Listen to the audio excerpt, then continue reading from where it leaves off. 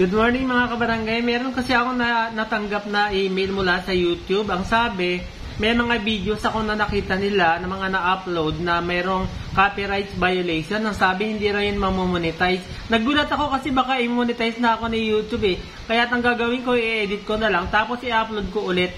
Sana panoorin nyo po ulit, mag-likes at mag-comment pa rin po kayo. Good morning mga kabarangay! Welcome po muli sa Altoveros TV. Kamusta po kayo? Sana nasa mabuti kayong kalagayan. Napakahirap po ng walang sasakyan sa panahon ngayon, lalo na kapag malayo ang iyong pinupuntahan.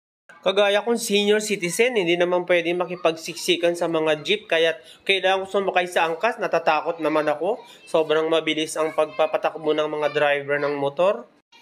Kaya kailangan sa mga sasakyan, lalo kung luma na, ay nami-maintain ng mabuti. At higit sa lahat, dapat tayo pala mismo ay marunong tayo magkutingting ng ating mga sasakyan. Sa video pong ito mga kabarangay, ipakikita ko kung paano mag-maintain kahit sa simpleng mga pintura lamang para hindi kinakalawang ang ating mga sasakyan.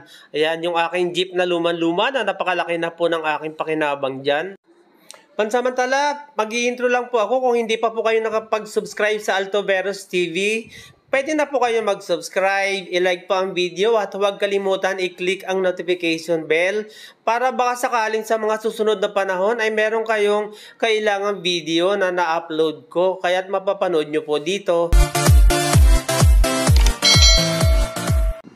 Ayan mga kabarangay, pink yung napili kong kulay. Nagkataon na campaign period yun dati ng National Election 2022 na pagbintangan pa nga ako na biniyaran ako ng Vice President Leni Robredo kasi kulay pink. Gusto ko lang talaga ng pink, ang ganda tingnan.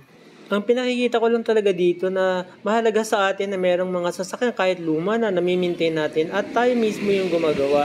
Tulad ng nakikita nyo, simple lang naman kasi kung ibabayad pa natin yan, sayang.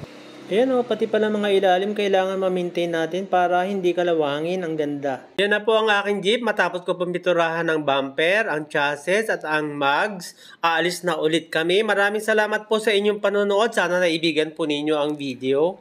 Ingat po tayo palagi. Pagpalain po tayo ng Panginoon. God bless all of us.